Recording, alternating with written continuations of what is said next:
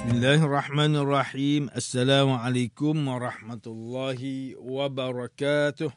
Innal hamdalillah nahmaduhu wa nasta'inuhu wa nastaghfiruh. Wa na'udzu billahi min shururi anfusina wa min sayyiati a'malina. Man yahdihillahu fala mudilla lahu wa man yudlil fala hadiya lahu. Asyhadu an la ilaha illallah wahdahu la syarika lahu wa asyhadu anna Muhammadan 'abduhu wa rasuluh. Allahumma salli wa sallim ala sayyidina Muhammad wa ala alihi wa ashabihi wattabi'in wattabi'ut tabi'in wa man tabi'ahum bi ihsanin ila yaumiddin. A'udzu billahi minasyaitonir rajim. Ya ayyuhalladzina amanu taqullaha haqqa tuqatih wa la tamutunna illa wa antum muslimun.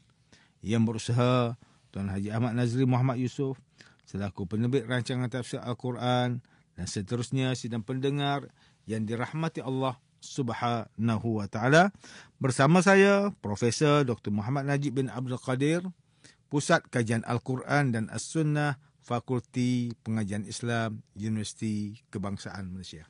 Tuan-tuan, puan-puan, para pendengar yang dimuliakan, pada hari ini kita akan menyambung kembali rancangan tafsir Al-Quran bagi siri ke-94. InsyaAllah pada kali ini kita akan membincangkan mengenai pentafsiran ayat ke-34 dan ke-35 surah At-Taubah. A'udzu billahi minasyaitonir rajim.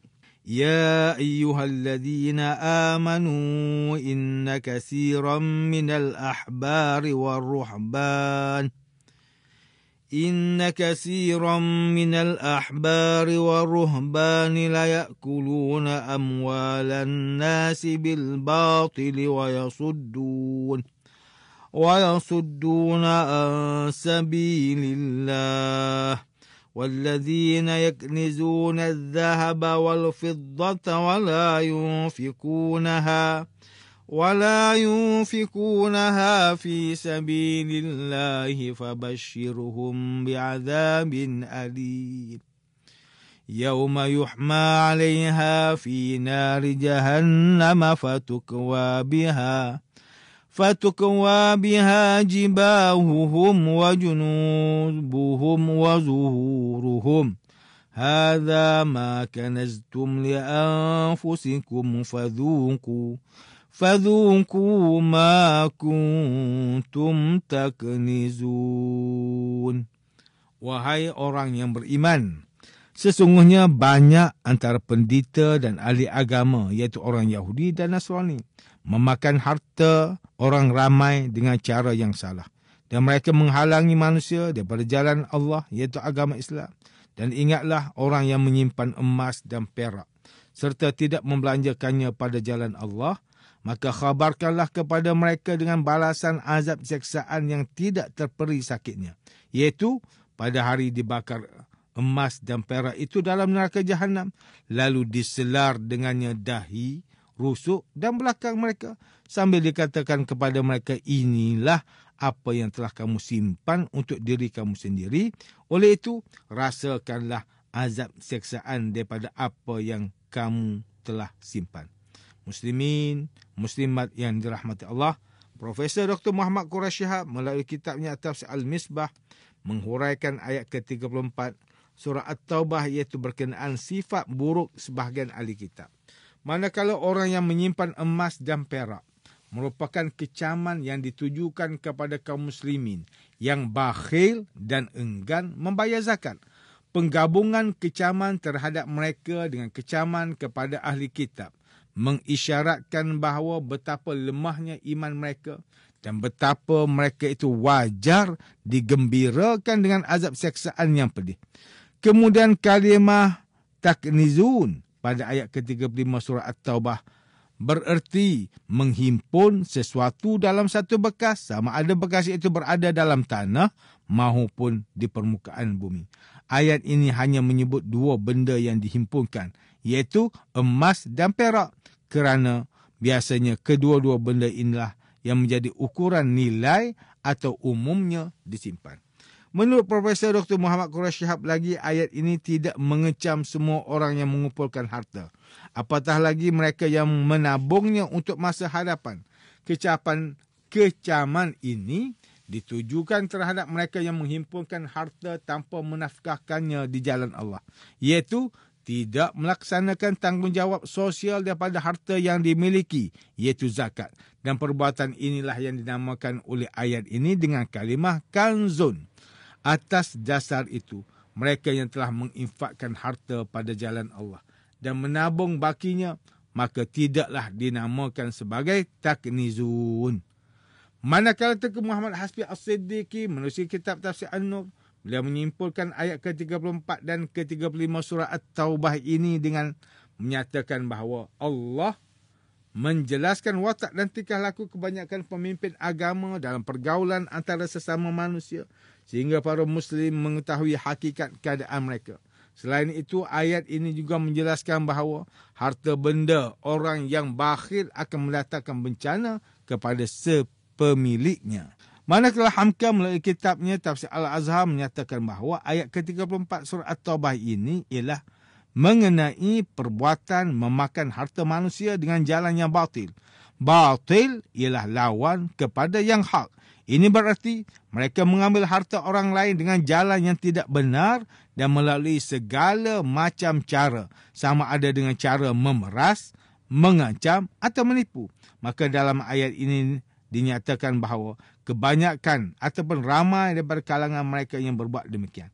Mereka mempergunakan kedudukan yang dipandang suci itu, sama ada sebagai habrun ataupun rahib, untuk mengambil harta manusia.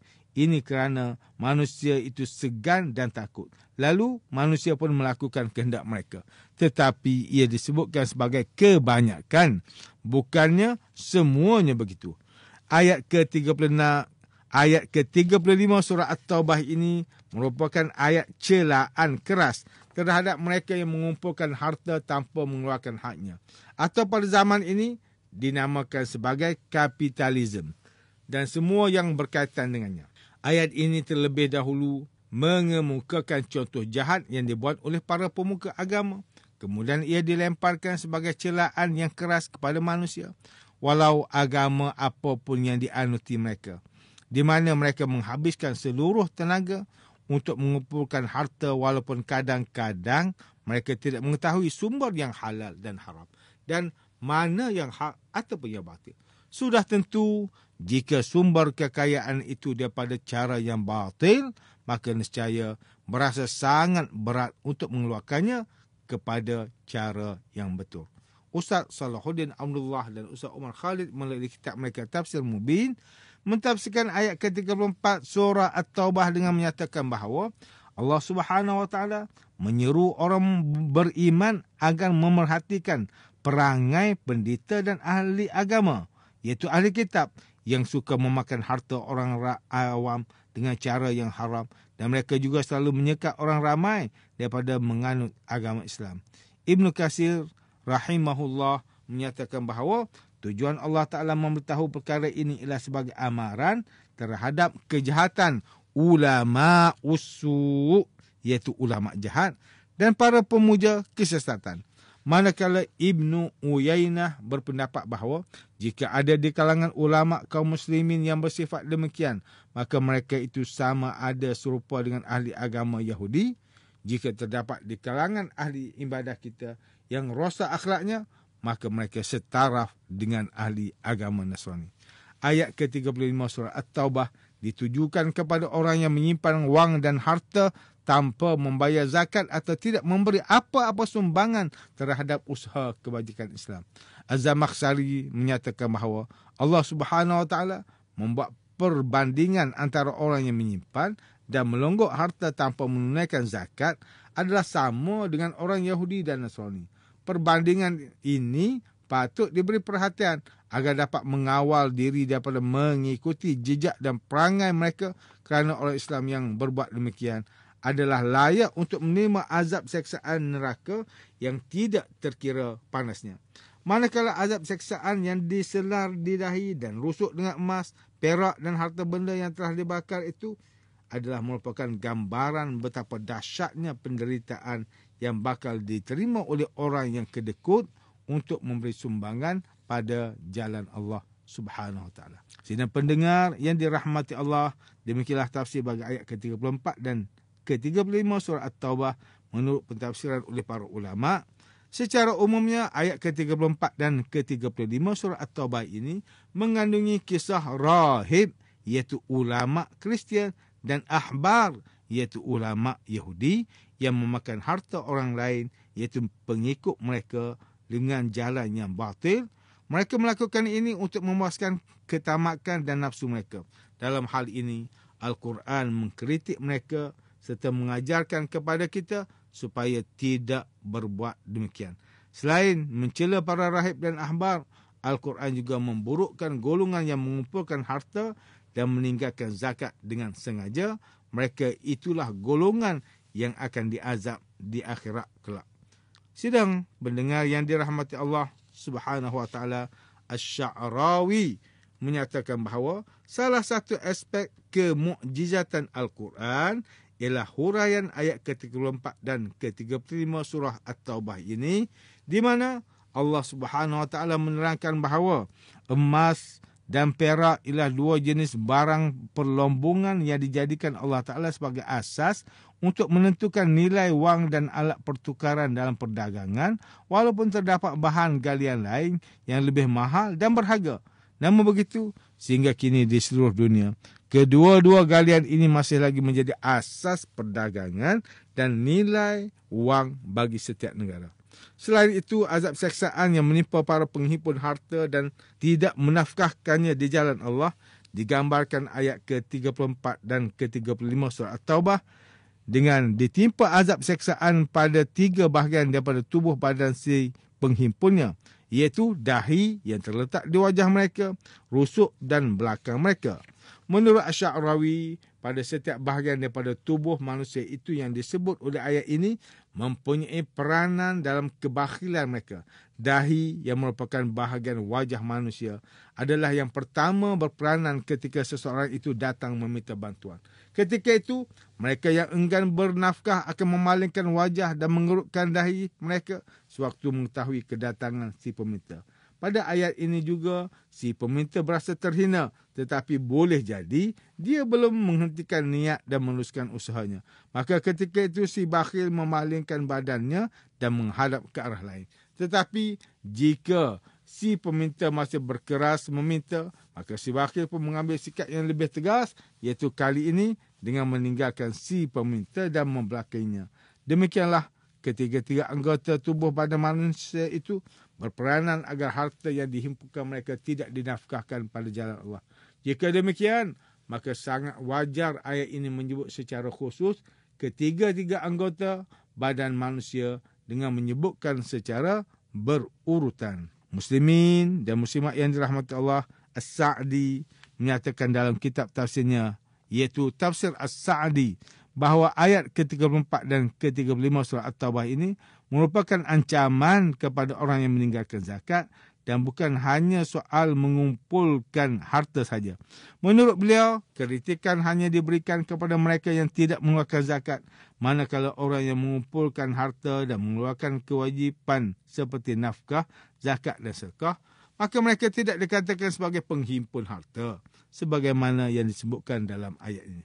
Manakala Syekh Nawawi Al-Bantani mengatakan perkara yang sama melalui kitabnya Marah Al-Labid.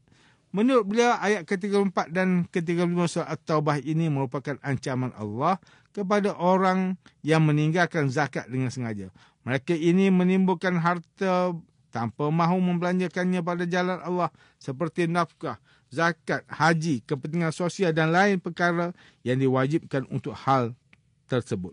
Bagi orang seperti ini, maka sampaikanlah berita gembira kepada mereka bahawa akan datang azab seksaan yang pedih, iaitu azab seksaan api neraka, di mana orang yang menimbunkan harta tanpa membayar zakat dan membelanjakannya pada jalan Allah akan diseksa dengan lahar panas daripada cecair emas dan perak yang mereka kumpulkan semasa di dunia. Sidang pendengar yang dirahmati Allah, antara pengajaran yang boleh kita ambil daripada tafsir ayat ke-34 dan ke-35 surah At-Taubah ini ialah, pertama, Al-Quran memberi ancaman kepada orang yang meninggalkan zakat. Ancaman ini berfungsi untuk menyedarkan kita tentang peranan sosial harta. Seseorang itu mestilah memahami bahawa pada dasarnya manusia tidak dapat memperolehi apa-apa harta tanpa bantuan orang lain.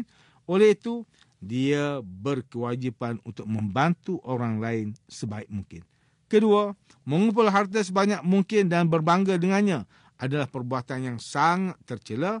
Malah ia berpotensi untuk menjadikan pelakunya sebagai individu yang berpribadi anti-sosial dan bakhil. Yang ketiga, umat Islam mestilah sentiasa mendidik diri untuk sentiasa berkongsi agar menjadi orang yang dermawan dan bersosial.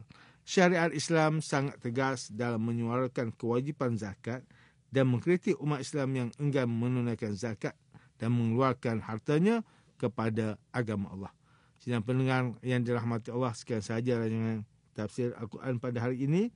Semoga kita semua mendapat manfaat daripada perbincangan ilmu ini. Insya-Allah, mudah-mudahan kita akan bertemu lagi pada siri rancangan tafsir Al-Quran yang akan datang.